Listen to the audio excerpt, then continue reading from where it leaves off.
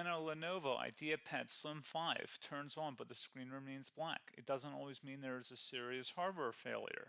In this video, we will go through effective troubleshooting techniques that may resolve the issue without requiring expensive repairs. Watch until the end to learn the best ways to fix a Lenovo IdeaPad Slim 5 black screen but powers on problem. A lot of errors pertain to this problem, and we're going to go ahead and jump into what should hopefully be a pretty straightforward process, guys. And we're going to go ahead and jump right into it. First thing I'd recommend doing would be to actually go ahead and boot to the troubleshooting utility on Windows 11. So if you do a hard power off 3 times in a row, Windows should automatically attempt to launch the starter prepare utility. And if it doesn't find anything, it will give you the option to select advanced settings, in which case it will take you to a screen that looks like this. Now, if it does not take you to a screen that looks like this, or you're unable to get to that, you can also download the Windows 10 Media Creation Utility, or Windows 11. They probably will make a creation utility for Windows 11 at some point. And it doesn't really matter. You can actually run the Windows 10 utility on Windows 11 as far as I'm aware. And you should be able to run the troubleshooting utilities built in within it. So you just would go ahead and download it to an ISO file and then burn it to a DVD or USB. It'd have to be about 4 gigabytes or more. It couldn't be a small USB flash drive, and it couldn't be a CD. It'd have to be a DVD. And then you'd boot your computer from it. So depending on the computer manufacturer, you'd have to tap a different key on your keyboard in order to launch that menu, in order to select what boot drive you want to go off of. So it could be anything between the escape key, F2, F8, F12, for example, and those are the function keys on the top of your keyboard. So you may have to just do a little bit of trial and error. Shouldn't take you more than a couple minutes. Googling it would probably be best before you even begin. But anyway, we're ready to go ahead and jump right into it. So we're on the choose an option page. So these will look very similar whether you're booting from it directly within Windows itself, or if you're plugged in a USB flash drive with the media creation utility installed and you selected the recovery option. So when you are setting up your Windows 11 installation or Windows 10, depending on the drive you're using, there should be an option to repair your computer in the bottom left corner of the dialog window, one of the first screens that comes up. You go ahead and select that, and then it would take you to a troubleshooting screen like you see here. And you want to go ahead and select troubleshoot, reset your PC, or see advanced options. And then there are going to be a whole bunch of options in here that we're going to explore in today's video. The first one, we're going to actually go underneath advanced options and then select startup prepare, fix problems that keep Windows from loading. So go ahead and select that first.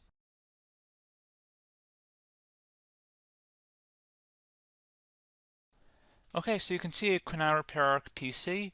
That was our first option we could try. Something else, if we go back into advanced options here and then select troubleshoot, we're going to go underneath advanced options again. You can go ahead and actually access safe mode by selecting startup settings.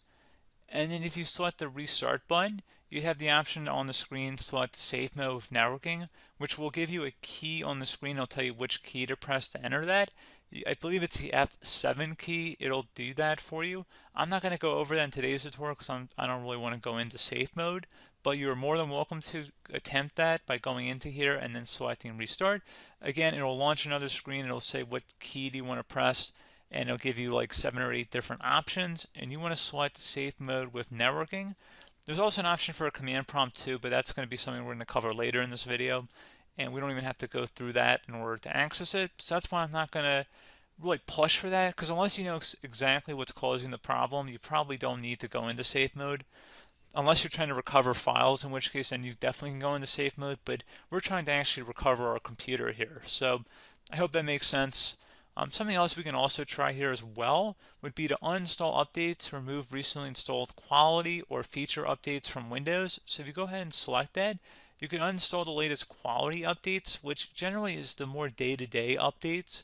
Feature updates are the less regularly released ones, like the big ones.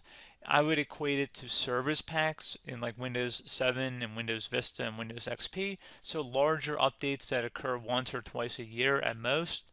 And the quality updates are more just a regular update. So probably obviously it'll take longer if you're going to try and uninstall the latest feature update versus quality update.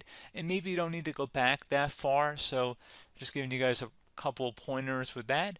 Something else you can also look at here, and we're going to jump into the command prompt in a little bit, But you can select System Restore, which will use a restore point recorded on your PC to restore Windows.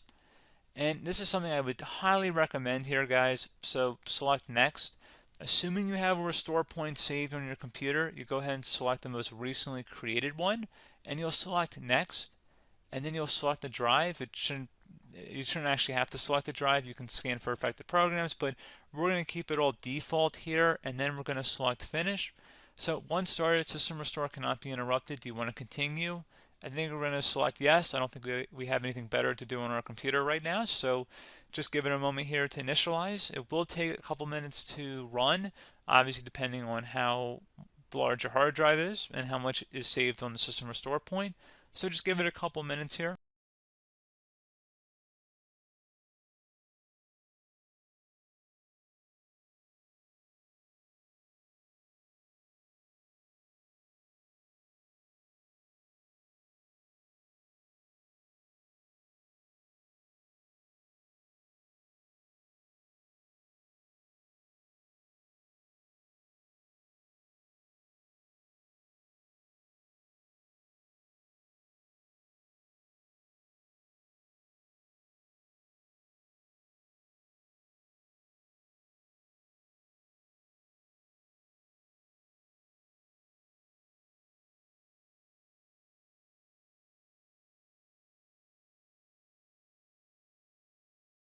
Okay, so you can see the system has been restored successfully.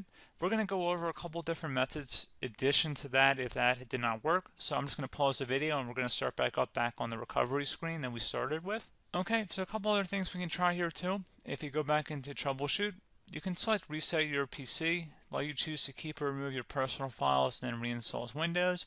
You can select to keep my files, which will remove apps and settings but keeps your personal files. You can also select remove everything, which will remove all of your personal files, apps, and settings. So this is more of a factory reset, the second option here. First option, it should not delete all of your personal files. However, it will pretty much clear most of your programs. And keep in mind, there's no guarantee that your information, number one, is even still available and easily recoverable on your computer to the point that you actually would be able to recover anything. And the second point is that there's always a chance that it won't actually recover and it will just do a factory reset anyway.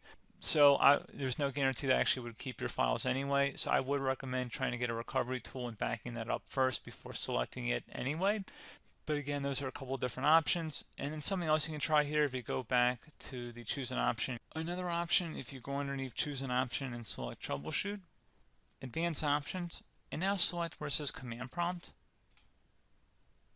Okay, so the first thing we should do is type our main hard drive here. In most cases, it should be the C drive. So you just do a C colon and then hit enter on your keyboard. So once you're underneath the C drive, we're going to type in dir and then hit enter on your keyboard. It should have program files, users, and Windows all in there. That's how you know you're in the right directory.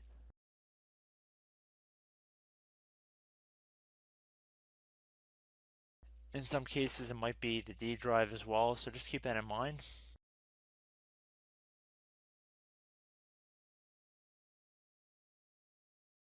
Next thing we're going to do is type in cd space / Windows / system 32 / config, and then you're going to hit enter on your keyboard.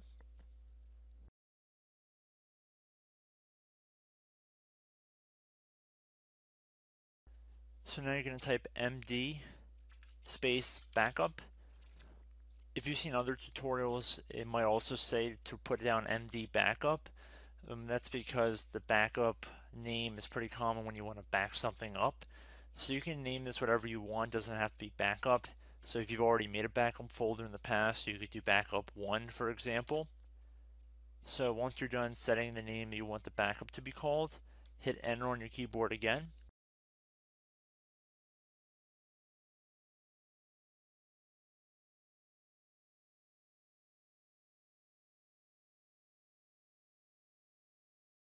At this point you want to type copy, C-O-P-Y, space, then you want to do the star symbol above the 8 key, then do a period or a dot, whatever you want to call it, then another $, and then another space, and then type backup, and then hit enter on your keyboard.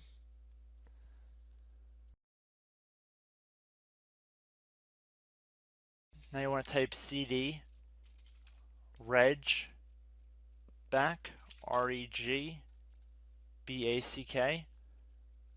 and then hit enter on your keyboard. So now that we are under the reg back, so now you want to type dir again, and then hit enter.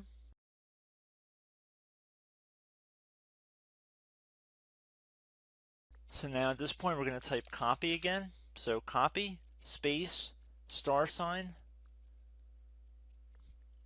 dot, another $, space, and then 2 dots.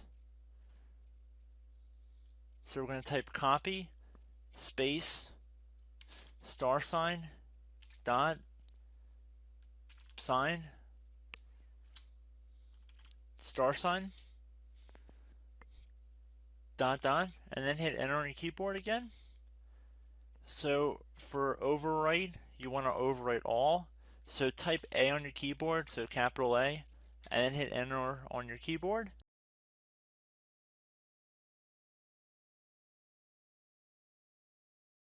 So at this point you should be good to go. You can close out of the command prompt window, and if you accidentally continue to Windows 10 you should be all set. So I hope one of these 3 or 4 different methods we went through in this tutorial helped you guys out.